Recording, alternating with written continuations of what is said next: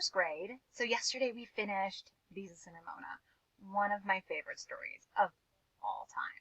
And now I'm going to share with you a book that I always share with my students this time of year.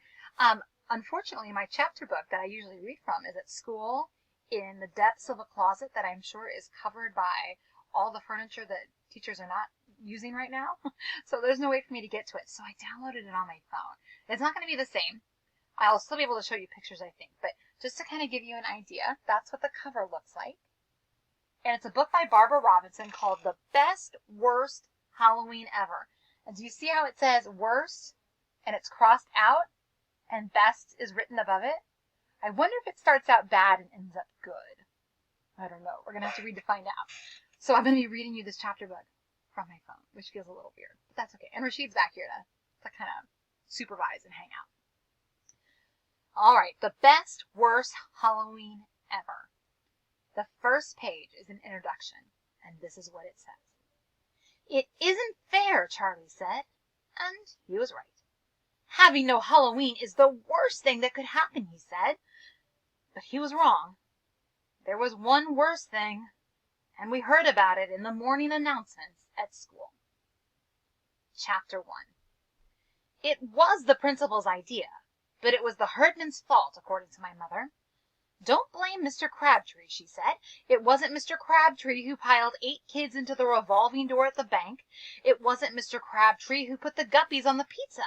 It was one of the herdmans, or some of the herdmans, or all of the herdmans. So if there's no Halloween this year, it's their fault." Of course, the herdmans couldn't cancel Halloween everywhere. That's what I told my little brother Charlie. Charlie kept saying, "I can't believe this," as if it was unusual for the herdmans to mess things up for everybody else. It wasn't unusual. There were 6 herdmans: Ralph, Imogene, Leroy, Claude, Ollie, and Gladys, plus their crazy cat, which was missing one eye and half its tail, and most of its fur and any good nature it ever had. It bit the mailman, and it bit the Avon lady, and after that it had to be kept on a chain, which is what most people wanted to do with the herdmans. I used to wonder why their mother didn't do that with them, but after all, there were 6 of them and only 1 of her. She didn't hang around the house that much anyway, and you couldn't really blame her. Even my mother said you couldn't really blame her. They lived over a garage at the bottom of Sproul Hill, and their yard was full of whatever used to be in the garage. Old tires and rusty tools and broken-down bicycles and the trunk of a car. No car, just the trunk. And I guess the neighbors would have complained about the mess, except that all the neighbors had moved somewhere else. Lucky for them, Charlie grumbled. They don't have to go to school with Leroy like I do. Like we all do, actually. The herdmans were spread out through Woodrow Wilson's school, 1 to each grade, and I guess if there'd been any more of them, they would have wiped out the school and everybody in it. As it was, they'd wiped out Flag Day when they stole the flag, and Arbor Day when they stole the tree. They had ruined fire drills and school assemblies and PTA bake sales, and they let all the kindergarten mice out of their cage and then filled up the cage with guinea pigs. The whole kindergarten got hysterical about this. Some kids thought the guinea pigs ate their mice. Some kids thought that the guinea pigs were their mice, grown gigantic overnight. They were all scared and sobbing and hiccuping, and the janitor had to come and remove the guinea pigs. All the mice got away, so I guess if you were a mouse, you would be crazy about the herdmans. I don't know whether mice get together and one of them says, "How was your day?" But if that happens, these mice would say, "Terrific." "So was that it, Beth?" Charlie asked me. "The mice and the guinea pigs, was that like the last straw? And then everybody said, 'All right, that's it, the last straw, no Halloween.' Was that it?" "I don't think so," I said. "I think it was everything else."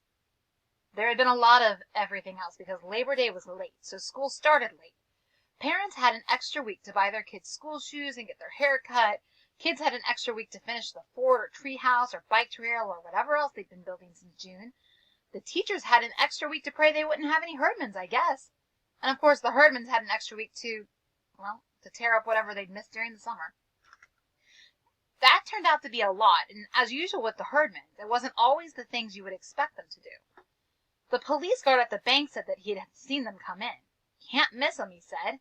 So I went right over and stood by the big fish tank. I figure if I seen a bank robber coming, I'll defend the money, but if I see those kids coming, I'm defending the fish. He shook his head and sighed. Didn't occur to me to hang around the revolving door. Nobody got hurt, and everybody got out all right. But they had to call the fire department and take the door apart, and they had to close the bank till they got the door back up. The fire chief said he never saw anything like it. 2 kids, he said. Maybe even 3 kids might go in that door at the same time to see what would happen, but this was 8 kids.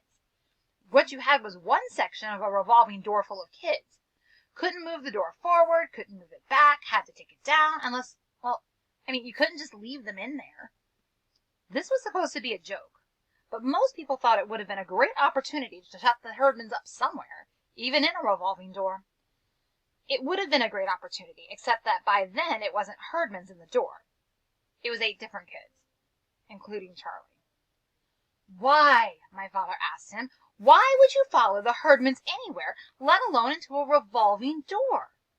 Charlie shrugged and looked up at the ceiling and down at the floor, and finally said he didn't know. It was just that they were all around, he went on. There were Herdmans in front of us and Herdmans in back of us. And then Ralph said, let's see how many kids will fit in the door, and so... He shrugged again.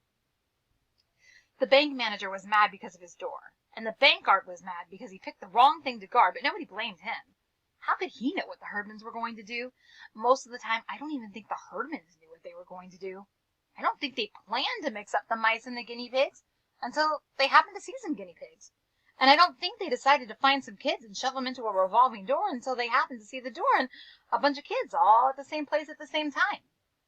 There probably wouldn't have been any trouble at the pizza parlor either if Mr. Santoro hadn't introduced a new variety, sardine pizza, and that wouldn't have caused any trouble if Boomer Malone didn't have to get rid of his guppies.